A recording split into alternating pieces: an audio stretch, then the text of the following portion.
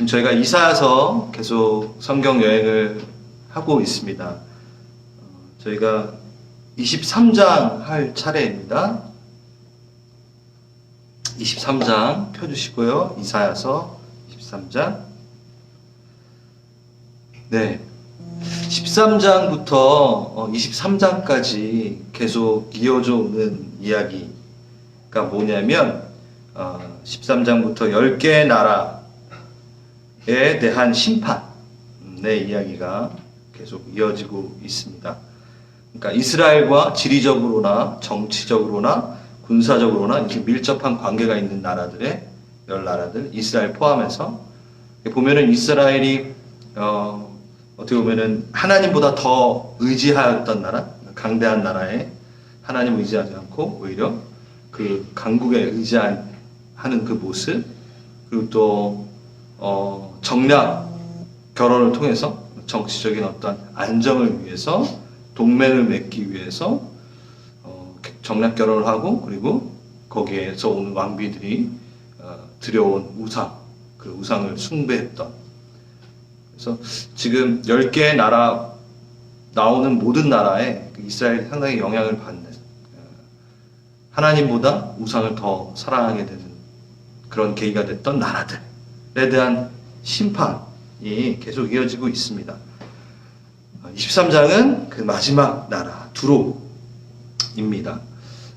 한번 23장 1절 3절까지 좀 빠르게 읽을게요. 두로에 관한 경고라. 다시스의 배들아, 다시스의 배, 너희는 슬피 부르짖을지어다. 두로가 황무하여 집에 없고 들어갈 곳도 없으며 이 소식이 기띔 땅에서부터 그들에게 전파되었느니라.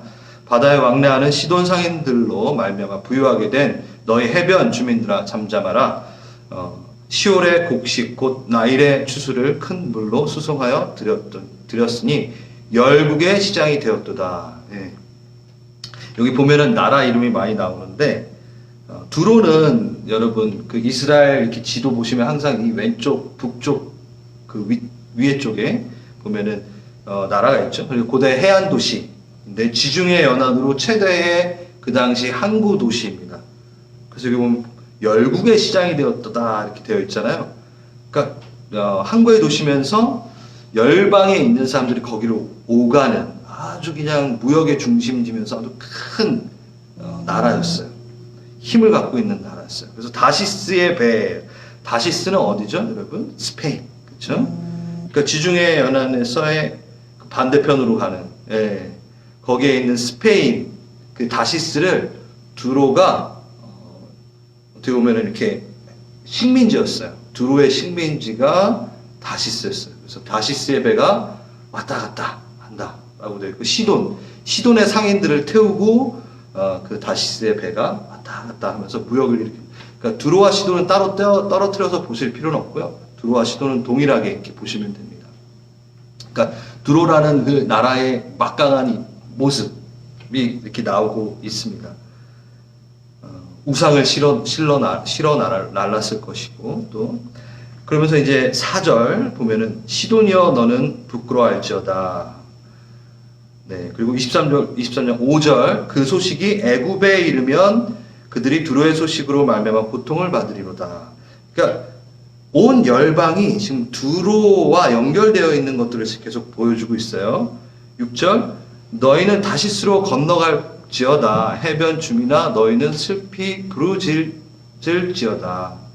이것이 옛날에 건설된 너희 희락의 성 곧 백성이 자기 발로 먼 지방까지 가서 머물던 성읍이냐. 면류관을 씌우던 자여 그 상인들은 고관들이요 그 무역상들은 세상의 존귀한 자들이었던 두로에 대하여 누가 이를 정하였느냐. 4절에서 8절을 보면은 두로와 시돈은 그러니까 무역을 할 물품을 생산하는 땅은 아니었어요. 근데 큰 항구를 갖고 있기 때문에 지리적인 이점으로 부요하고 풍요함을 누릴 수 있었던 거죠. 그렇기 때문에 그 부요함으로 애굽이라든가 그 주변 모든 국가들이 여기 보시면 면류관을 씌우던 자요라고 되어 있잖아요. 다 그들 앞에 무릎을 그러니까 두로와 시돈에게 무릎을 꿇고 면류관을 받는 장면, 뭐 이렇게 해석을 하고 있는 거죠. 그런데 두로가 망하니까 그 주변국 또한 다 힘들어지는, 그러니까 경제적으로 힘들어지는 모습을 봅니다. 세상이 두로를 높이고 있고, 그런데 두로를 하나님께서 치시니까 그 주변 국가들도 다 힘들어지고 있는 그 모습을 보여주고 있습니다. 그런데 이러한 것들을 누가 정하였느냐라고 물어봤죠? 9절에 나옵니다. 만군의 여호와께서 그것을 정하신 것이다. 모든 누리던 영화를 욕되게 하시며 세상의 모든 교만하던 자를 멸시를 받게 하려 하십니다. 이 모든 것은 누가 정하신 것이라? 하나님 여호와가 정하신 것이라. 여기서 무엇을 얘기하고 있냐면 이들의 풍요가 어디로 왔냐 이거죠. 그렇죠? 우리의 삶의 풍요가 어디로 왔죠? 하나님께로부터 왔습니다. 근데 이들이 착각한 게 있어요. 그 풍요가 자신에게서부터 시작되었다라고 생각을 합니다. 그러한 두로와 시돈을 뭐라고 얘기하냐면 교만하던 자, 그러니까 교만한 자를 이렇게 표현하고 있습니다. 그러니까 교만이라는 거는 다른 어떠한 정의를 많이 내릴 수 있지만 이 본문 안에서는 교만을 어떻게 얘기하고 있냐면 풍요로움이 있어요. 풍요로움을 갖고 있기 때문에 교만한 건 아니잖아요. 그렇죠? 저희가 하나님의 주시는 것을 누리는 것을 교만하다라고 얘기하진 않잖아요. 누려도 되잖아요. 그렇죠? 근데 무엇이냐? 그 풍요로움이 나의 노력과 나의 스스로의 힘으로만 얻어낸 것이다 라고 하는 착각. 그 풍요가 내게로 왔다. 내 힘에서부터 나왔다 라고 하는 것이 교만이라는 거죠. 그렇다고 우리가 노력하고 애쓰는 것을 잘못됐다라는 건 절대 아닙니다. 근데 왜 이것이 교만인 것이냐? 바로 이어지겠죠. 내 힘으로 이 풍요와 나의 이 재리들, 부요함을 내 스스로 일구었다라는 그러한 교만한 마음이 있으면 10중 8구 그 부유함과 풍요로움은 자기의 손 안에서 컨트롤하여 사용하게 됩니다. 당연하죠. 내가 애써서 내가 번 거고 내가 노력해서 내 거니까 내 마음대로 그것을 관리하고 쓴다라는 겁니다.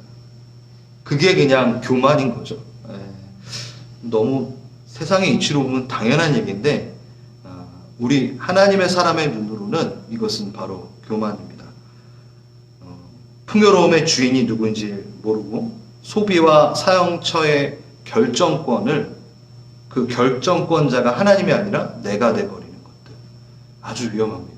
그렇죠? 가정 안에서도 또 크게는 공동체 안에서도 우리 안에 부요함이 생겼을 때 그것이 우리가 열심히 해서 뭔가 이루어졌다. 우리 교회가 또 조심해야 되는 건 우리가 열심히 생각했더니만 헌금이 더 많아졌다. 되게 쉽게 얘기할 수 있는데 되게 위험한 말인 거였더라고요. 저도 실수할 때가 있을 것 같은데 그러면 안 되는 것 같아요. 그리고 그걸 또 사용할 때도 하나님께 정말 물어보고 정말 지혜롭게 그것들을 사용해야 되는 것 같습니다. 바로 그것이 이 본문에서는 교만한 자, 그 주인이 누군지, 풍요로움의 주인이 누군지 모르는구나 라고 하시는 거죠. 그래서 신앙에 성숙한 자들은 정말 자기가 누리고 있는 것이 누구에게로 왔는지를 정확하게 기억하고 올바르게 그 풍요로움을 사용하는 게 신앙에 성숙한 자라고 생각이 됩니다. 네, 이제 10절 딸 다시스여 나일같이 너희 땅에 넘칠지어다 하고 쭉 나오는데 11절 끝부분에 그 견고한 성들을 무너뜨리게 하시고 뭐 다 읽으면 시간이 많이 갈 것 같고 오늘 좀 본문이 길기 때문에 포인트만 잡겠습니다. 12절에 보면 귀띔으로 건너가라. 그리고 13절에 보면 땅을 보라 그 백성이 없어졌다. 14절 다시스의 배들아 너희는 슬피 부르짖으라 너희 견고한 성이 파괴되었느니라. 여기 보면요 다 파괴됐어요. 예, 모든 그 두로와 시돈에게 무릎 꿇고 면류관 받으려고 했던 그 장소들마저도 두로와 시돈이 망가짐으로 다 파괴가 되는 장면들을 지금 보여주고 있는 거예요. 그러면서 1절을 다시 한번 좀 여러분 눈으로 보세요. 1절에 어떻게 돼 있죠? 두로에 관한 경고라 다시스의 배들아 너희는 슬피 부르짖을지어다 두로가 황무하여 집이 없고 들어갈 곳이 없으며 이 소식이 기띔 땅에서부터 그들에게 전파되느니라. 그러니까 두로에서부터 이렇게 한번 상상해 보세요. 두로에서부터 그 다시스의 배, 그 백향목으로 지어진 튼튼한 배, 그 다시스에서 건축됐다기보다는 속국이니까 얘가 왔다 갔다 하면서 이제 두로에서 출발했어요. 짐을 많이 실었어요. 갔어요. 우리 다시스로 가가지고 물품들을 팔고 막 중간 무역을 하면서 엄청난 많은 재리를 이제 탁 끌고 다시스 배가 두로로 돌아오고 있습니다. 그런데 두로에 집이 없는 거예요. 다 무너졌다라는 거예요.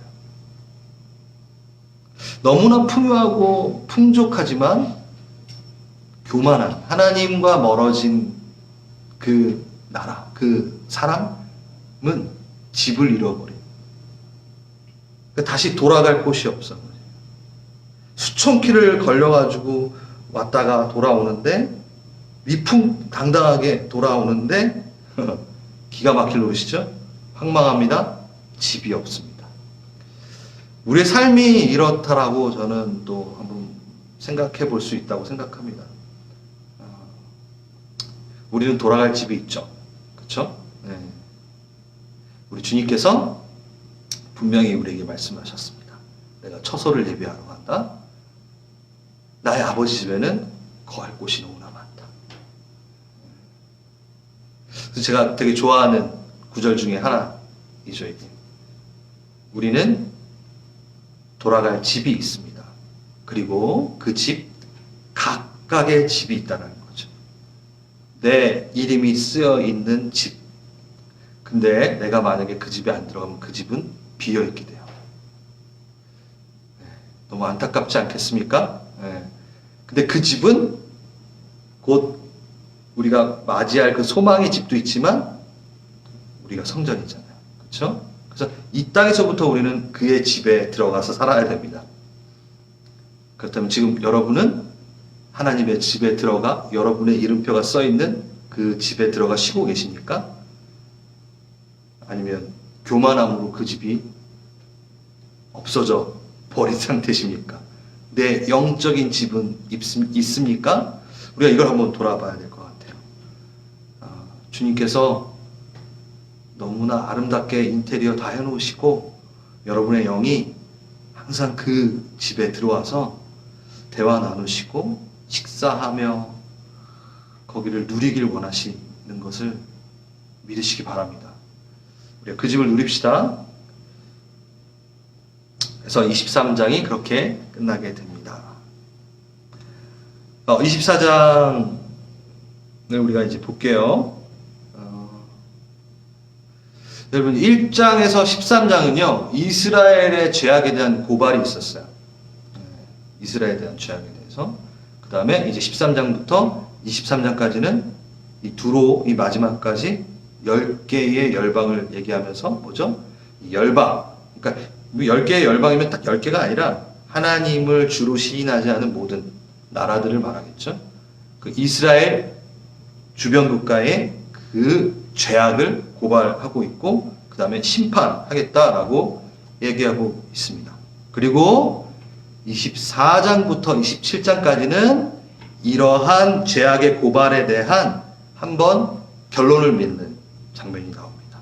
그래서 24장부터는 이사야의 묵시, 그래서 이사야의 소묵시록이라고 해요. 그러니까 이사야 전체가 다 묵시는 아니기 때문에 이 안에 그 묵시가 들어가 있습니다.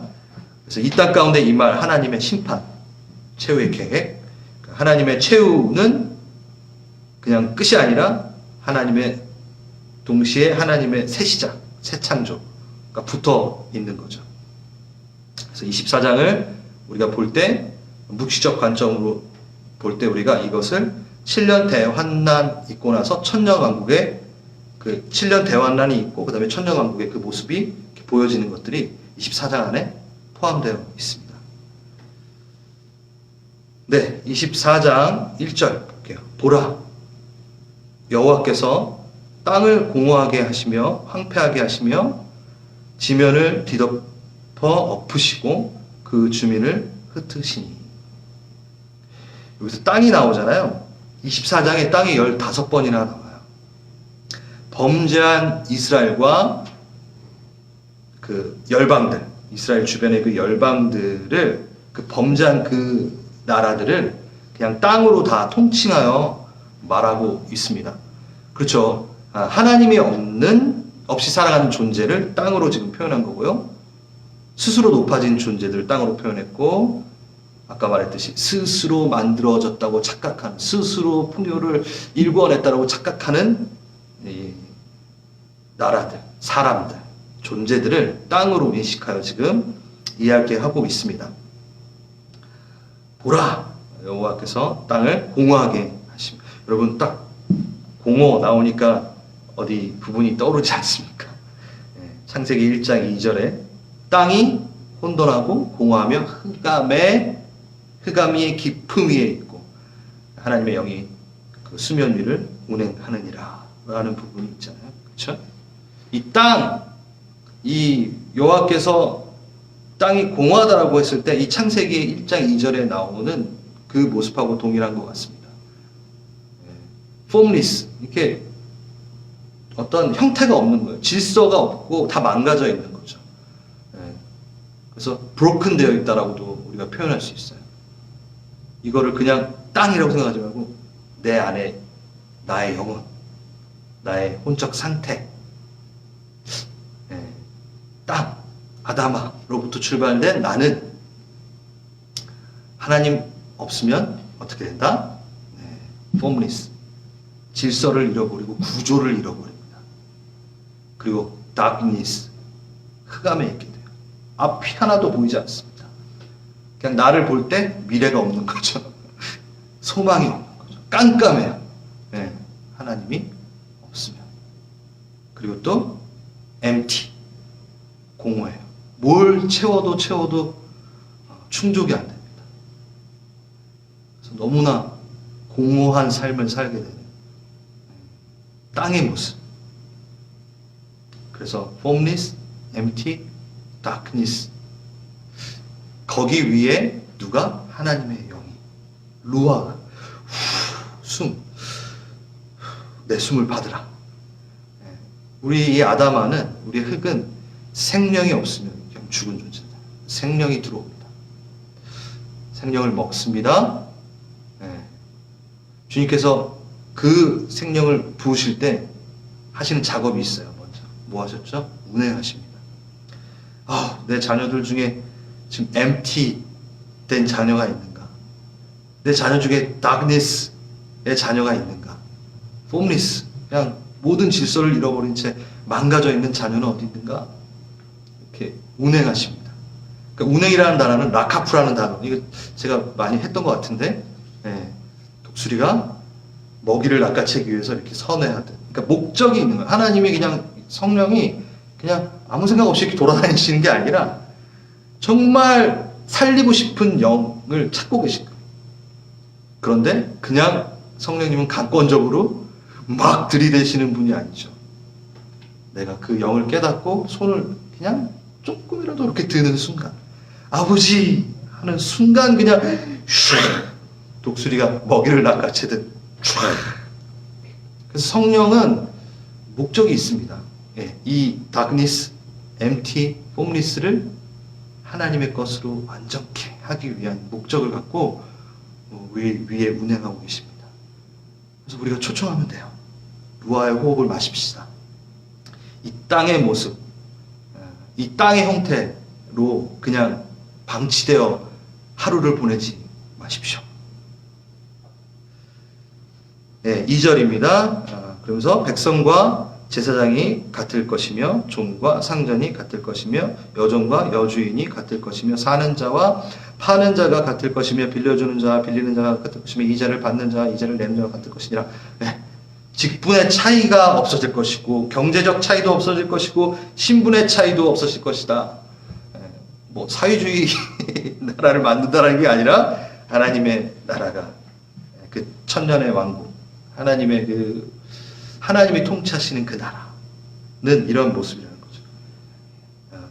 인간이 나누었던 경계가 없어지는, 인간 스스로가 기준을 잡아서 너는 돈이 좀 많으니까 대우해도 되는 사람, 너는 좀 가난하니까 무시해도 되는 사람, 이러한 경계가 없어지는, 그래서 인간의 자랑거리로 그러니까 교만함이 없는 거죠. 교만함이 없는 나라. 하나님의 위용이 나타나실 때 인간들이 만들어 놓은 경계는 다 무용지물입니다. 그동안 자기가 자랑거리라고 생각했던 땅의 이슈들이 아무 소용 없어지는 거죠. 그래서 우리는 하늘에 잇대어 통용되는 보물을 쌓아가는 우리가 됐으면 좋겠어요. 그렇죠? 제가 자주 얘기하죠. 하늘에 올라가서 하나님, 제가 벤츠를 타고 다녔어요. 제 집은 100평짜리 집이 있죠. 아무 소용이 없어요. 아무 얘기거리, 거기에서는 통용되는 얘기가 아닌 거예요. 아무 관심 없어요. 네. 뭐가 관심 있는 얘기죠? 우리는 뭘 갖고 올라가죠? 영혼에 대한 거. 하나님과의 그 친밀함의 이야기들. 하나님이랑 막 애쓰면서 하나님의 나라를 이렇게 확장해 나갔을 때 스토리들. 그걸 갖고 올라가는 겁니다. 애굽, 페르시아, 아수르, 바벨론이 나름대로 튼튼한 체계를 갖고 있던 나라인데 다 힘 한번 쓰지 못하고 무너지는 걸 지금 보여주고 있습니다. 그래서 계속 땅 하면서 땅이 온전히 공허하게 되고 온전히 황무하게 되고 여호와께서 말씀을 이렇게 하셨습니다. 4절 동일하게, 그쵸? 슬퍼하고 세잔하고. 5절 땅이 또한 그 주민의 아름답게 더럽게 됩니다. 자, 여기 중요한 게 있습니다. 뭔가 좀 나았다고 높이 있었다고 한들 다 슬퍼지고 다 세잔해지고 다 쇠약해지고 있어요. 5절에 그러한 심판의 원인은 교만도 있지만 여기서는 정확하게 나오네요. 5절 그들이 율법을 범하며 율례를 어기며 영원한 언약을 깨뜨렸습니다. 이렇기 때문에 심판이 있는 것이다 라고 말하고 있습니다. 네, 우리 율법을 범하고 율례를 어기는 부분 잘 이해하고 있죠? 그렇죠? 영원한 언약. 뭐 이거를 얘기하려면 또 오늘 너무 시간이 많이 갈 것 같고, 요거 하나만 생각했으면 좋겠어요. 언약을 맺으신다는 거는 하나님이 우리를 대우하시는 겁니다. 그러니까 우리에게 어떤 족쇄와 같은 율법을 주신 게 아니잖아요. 언약은 서로 언약을 맺는다는 것은 그만큼 그 사람이랑 계약을 맺고 언약을 맺는다는 것은 그 사람을 나랑 동등한 존재로 보기 때문에 그 언약을 맺어요. 만약에 하나님께서 우리를 대우하지 않았다면 언약을 안 하시고요. 어떻게 하죠? 그냥 강제적으로 일을 시키거나 뭔가 조공을 받게 되겠죠. 근데 우리의 십계명 한번 보세요. 우리 너무 잘하잖아요. 내 얼굴 앞에 딴 거 두지 마. 우상을 섬기지 마. 이게 막 그렇게 얘기한 게 아니라, 야, 나 너랑 결혼했는데 너 바람 좀 피지 마. 예, 이게 뭐 너무 과한 요청인가요? 그렇지 않죠? 맞잖아요. 너무나 당연한 거예요. 결혼했으면 바람 피면 안 되는 거죠. 그렇죠? 그리고 또 그 이후에는 뭐가 있냐? 안식일을 쉬어. 내 안에 좀 쉬어. 네. 과한 명령인가요? 야, 도둑질하지 마. 우리한테 다 좋은 거. 살인하지 마. 우리한테 다 좋은 거. 그러니까 이 정말 섬세한 언약을 우리는 깨버린 거예요. 우리를 존중하여 주신 이 아름다운 하나님의 백성됨을 확인할 수 있는 언약을 깨버리는 거죠. 우리가 깬 게 아니라, 우리도 자주 깨죠. 이게 깬다라는 거. 그러면 안 된다는 거예요. 그 다음에 6절. 그러므로 저주가 땅을 삼켰고, 네, 이렇게 언약을 스스로 폐기한 자는 저주가 임합니다. 땅의 주민이 불타서 남은 자가 적도다. 이 남은 자가 적도다. 이 부분도 7절에서부터 13절까지 계속 뭐가 있냐면요. 세잔하고 탄식이 있고 기쁨이 그치고 즐거운 소리가 끊어지고 독주를 마시게 되고 허물어지고 부르짖게 되고 땅의 기쁨이 소멸되어지고 황무해지고 파괴되어집니다. 심판의 결과는 뭐요? 기쁨과 즐거움이 사라져 버립니다. 혹시 여러분의 삶에는 기쁨과 즐거움이 있으십니까? 저도 가끔 이거 뜨끔하죠. 맨날 고뇌하고 염려만 하고 웃음이 없어. 그러면 안 돼요. 하나님의 사람은 기쁨과 즐거움이 있대요. 그 언약을 갖고 있는 사람은, 그 남은 자들은, 경건한 남은 자들은 기쁨과 즐거움을 갖고 있대요. 근데 심판을 받는 자는 기쁨과 즐거움이 사라진다. 여러분에게 하나님의 웃음이 있기를 정말 간절히 바랍니다. 그리고 여러분의 가정 가운데 그냥 다른 것 때문에 웃는 거에서 그치는 것이 아니라, 다른 것, 그러니까 뭐 일반적인 TV 보면서 뭐 이런 것들 뿐만이 아니라 하나님의 이야기를 하면서 웃는, 미소 짓게 되는 일들, 여러분 한번 해보신 적 있으신가요? 아유, 가물가물하신가요? 다시 소성시키십시오. 자녀들과 아내와 남편과 오늘의 묵상을 나누며 웃어본 적 있으신가요? 누군가를 위해 기도했는데 그 기도에 하나님이 응답하시는 것 때문에 가정이 기뻐해 보신 적 있으신가요?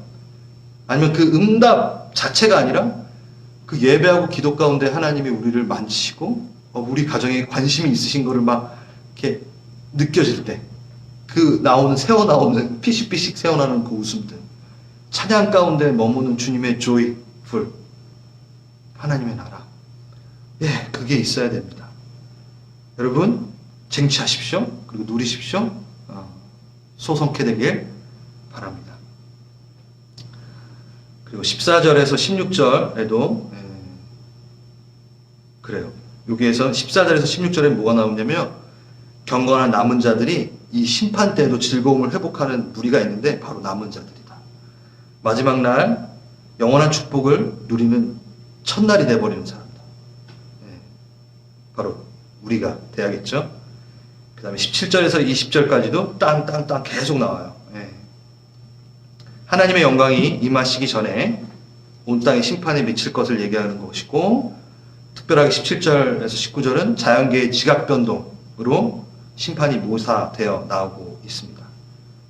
그 다음에 21절에서 23절까지는 하나님을 대적하는 자들에게 임하는 심판이 묘사되어 있어요. 군대를 벌하시고 왕들을 벌하시고, 그리고 이 심판이 끝난 후에는 하나님만이 온 세상을 통치하시는 모습이 나옵니다. 만군의 여호와께서 시온산과 예루살렘에서 왕이 되시고 그 장로들 앞에서 영광을 나타내실 것입니다. 천년 왕국의 그 모습을 갖고 있습니다. 그래서 25장, 26장 계속 이렇게 계속 이어질 거예요. 그 부분은 그 부분을 너무 좋아하는 우리 맹준영 목사님이 하실 겁니다. 지금 이사야서를 읽고 있는 오늘 우리에게는 무엇을 이야기하시는가 좀 봤으면 좋겠어요. 이사야가 이 주님께서 주시는 계시, 그리고 환상들, 묵시, 이것들을 이제 본 거잖아요. 보고 나서 우리에게 지금 말했잖아요. 이사야는 지금 우리의 이 시대에도 이 이사야서를 갖고 지금 우리에게 말하고 있습니다. 그냥 그때 그 시절 그 사람들에게 말한 게 아니라 지금 우리에게 말하고 있습니다. 이사야서가 마무리할 때 어떻게 되면 너희를 위한 것이니 이것이 여호와의 말입니다. 이건 우리를 위한 말입니다. 근데 참 우리가 이 강해 설교를 하지 않으면 아마 13장부터 23장은 한 2번 하고 넘어갈 수도 있는 거예요. 왜일까요? 계속 심판, 지금 여러분 안 지겨우셨어요? 이 소중한 수요 예배 시간에 너무 소중하신데 참 위로되고 격려되는 이런 복음서나 시편이나 이런 걸 했으면 좋겠는데 우리 교회는 정확하게 강해 설교 나가기 때문에 지금 여러분 몇 주 동안 지금 심판에 대해서 들었습니다. 그럼 근데 심판을 들으면서 여러분은 어떠셨나요? 한번 전 물어보고 싶습니다. 왜 하필 이 시기에 우리는 몇 주 동안 이 경고의 말씀을 들었는가? 여러분 여기서 보면요, 모든 1절에 보면은 경고, 두루에 대한 경고니라, 애굽에 대한 경고니라, 바벨, 아시리아, 경고 이렇게 나옵니다. 이 경고라는 말이 마사라는 단어입니다.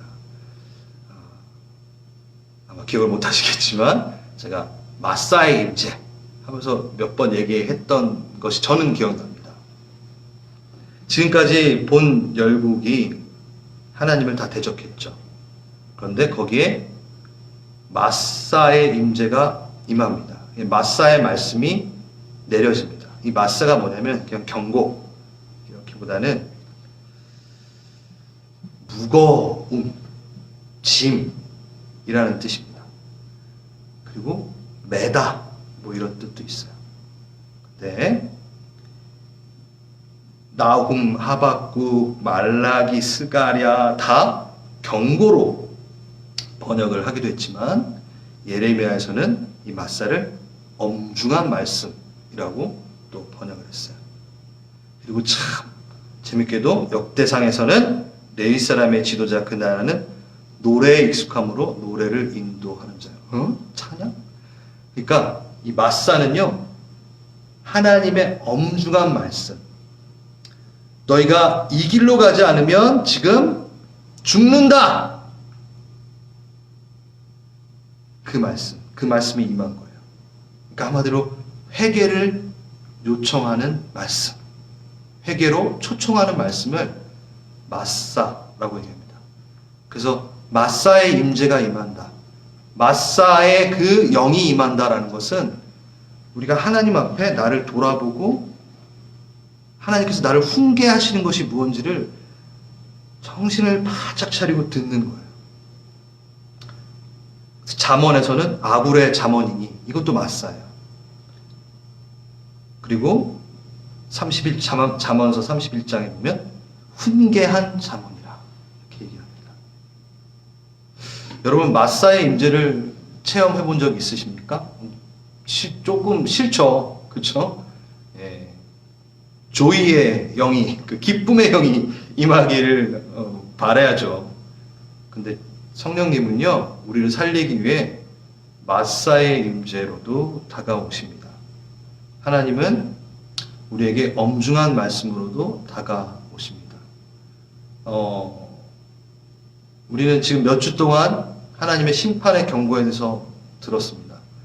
근데 우리가 이 몇 주 동안 실제적으로 내 안에 그 엄중한 경고의 말씀을 한번 품어봤는가?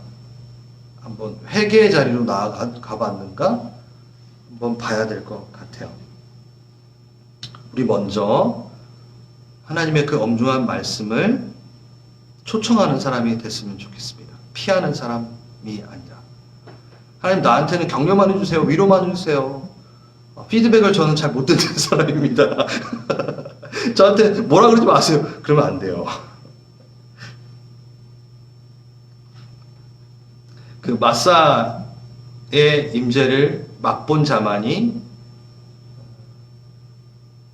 그리고 내 일생에 나단을 옆에 둔 다윗의 인생을 살아야지만이 다윗처럼 죽지 않습니다. 다윗처럼 살아날 수 있습니다. 여러분의 삶에 나단이 있으십니까? 우리의 삶에 마사의 임재를 경험한 것이 있습니까? 간절히 그거를 좀 우리가 구해도 좋을 것 같습니다. 구약의 성전은 없어졌죠. 그렇죠? 성전의 역할을 이제 누가 하죠? 하나님의 영을 품고 있는 우리가 성전이 되어집니다. 그럼 성전의 역할은 뭐죠? 하나님과 세상을 화해시키는 것이 바로, 그러니까 하나님과 친밀해지는 장소가 성전이잖아요. 그래서 여러분들은 성전이 되어 돌아다니시는 거예요. 그래서 여러분은 하나님의 영향력을 전달하는 제사장으로, 선지자로, 왕으로 이 땅을 다니시고 계시는 겁니다. 그리고 가정에 그렇게 있는 거고요. 여러분, 믿지 않는 자에게는 여러분 한 명 한 명이 기독교를 대표하는 설교자가 되고요. 선지자가 됩니다. 전달자가 됩니다. 그러니까 사람들은 여러분을 보고 기독교를 판단하고요. 여러분의 삶을 보고 교회를 판단합니다. 그래서 이런 말도 있어요. 당신이 누군가 믿지 않는 자를 만났을 때 당신은 그 사람에게 첫 성경이 될 수 있습니다. 되게 엄중한 말씀이죠. 여러분이 가정에서 자녀에게 가장 영향력이 있는 설교자가 되실 수 있습니다. 자, 마지막으로 저는 이 마사의 임재를 선포하는 선지자 이사야를 좀 기억하면서 오늘 마쳤으면 좋겠습니다. 여러분, 선지자적 삶을 살자고 제가 다윗의 장막 얘기하면서 제사장적 삶, 왕적인 삶, 선지자적 삶 살자고 말씀을 계속 드렸어요. 선지자의 삶은 상당히 무겁습니다. 먼저 마사의 임재, 그 경고가 어떤 것인지 스스로 깨달아 알아야 되기 때문에 먼저 회개의 자리로 나가고 하나님의 무거운 말씀도 버텨낼 수 있는 영적인 상태가 돼야 되는 거예요. 그냥 칭찬만 계속 듣고 지내는 영이 아니라 나에게 고쳐야 될 것이 있는데 하나님이 말하면 그것을 무겁지만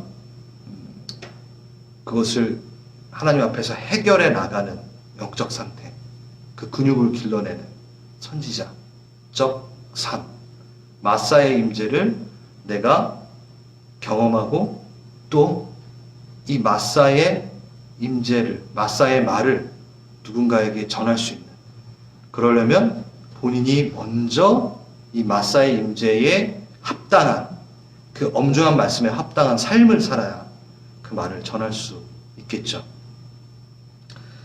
예레미야 23장에 보면요, 거짓 선지자의 삶에 대해서, 거짓 선지자를 어떻게 분별하는가에 대해서 나와 있는데요. 먼저 방금 말했던 선지자의 삶을 보고 그 사람이 거짓 선지자인지 참 선지자인지 분별할 수 있다라고 얘기합니다. 그리고 또 하나, 자기 마음속의 망상을 예언하는 선지자를 거짓 선지자라고 해요. 그러니까 하나님의 영, 하나님과의 컨택트에 있고 하나님의 생각으로 말하는 자가 아니라 그냥 내가 생활해왔던 세상 방식으로 이것이 하나님의 말이야 라고 말해버리는 사람이 바로 거짓 선지자. 그러니까 육신에서 나온 아이디어로 그냥 전하는 사람이 거짓 선지자라고 얘기합니다. 여러분은 선지자적 삶을 사셔야 되는데 만약에 여러분이 날마다 주님과 컨택되어 있지 않은 채 뭔가를 가정에서 얘기하고 사람들에게 얘기한다면 여러분 거짓 선지자가 돼버리시는 거예요. 네. 그런 분 없죠? 네. 근데 요즘에 아직 시간이 좀 있으니까 여러분 영상을 보실 때 조심히 보시기 바랍니다. 생각보다 그냥 우리 귀를 즐겁게 하는 말들이 너무 많다라는 걸 저는 이렇게 좀 느끼게 되더라고요. 이걸 나눌까 말까 하다가 수요예배 계신 분들이니까 뭐 요즘에 온라인 예배다 그래가지고 주일 성수를 지키는 거, 그래서 집에서 그냥 들어도 된다 뭐 이런 얘기들이 많잖아요. 그러면서 정말 아슬아슬하게 그 외줄타기 하듯 제가 보기에는 정말 동의하고 싶지 않은 그런 말들을 이렇게 하시는 설교자들을 전 많이 발견을 해요. 유명하신 분이에요. 유명하신 분이면 다 괜찮은데 모르겠어요. 그 말을.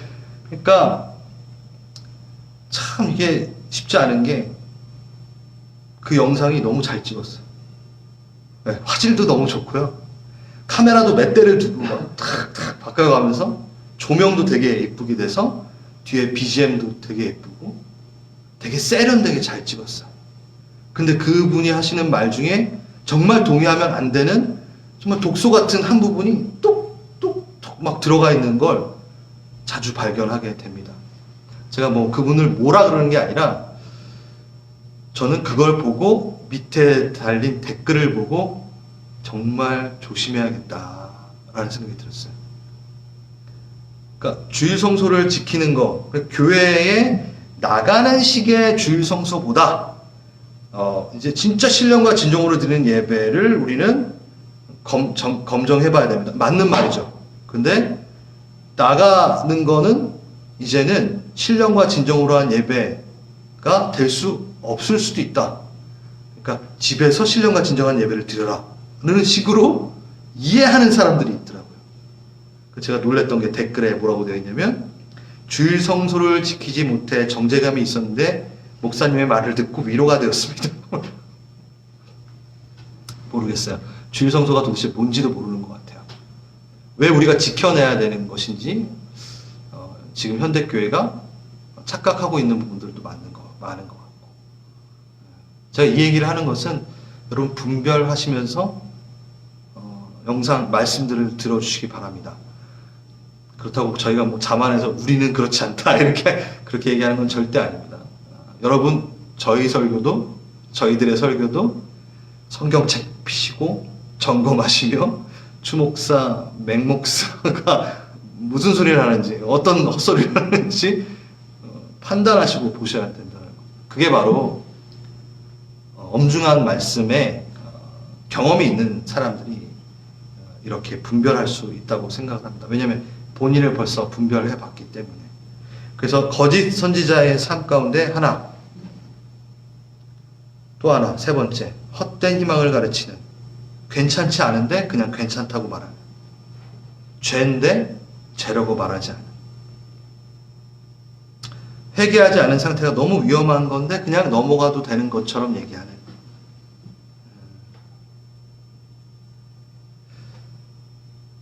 마사를 경험하지 않은 사람들은 진중하지 않은 것 같아요. 마사의 말씀에 회피했던 사람들은 신앙이 가볍고 금방 그 가벼운 신앙은 하나님으로부터 멀어지는 것을 저는 보게 됩니다. 이사야서 이 10개의 나라에 경고하셨던 이 말씀을 여기서 마쳐보겠습니다. 그냥 여러분 오늘 끝내지 마시고 우리 이 시간 기도하는데, 하나님, 제가 마사의 임재를 버거워하는 자가 아니라 그 무게를 견뎌내는 자.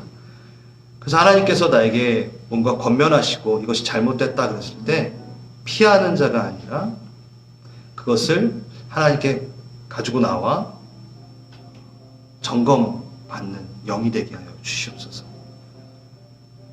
그런 상태가 되어 누군가에게도 그냥 귀에 좋은 소리만 하는 자가 아니라 사랑으로 얘기해야겠죠. 당연히 사랑으로 마사의 말도 하는 내가 선지자적 삶을 살게 하십시오. 우리 한번 기도해 보겠습니다. 기도하시겠습니다.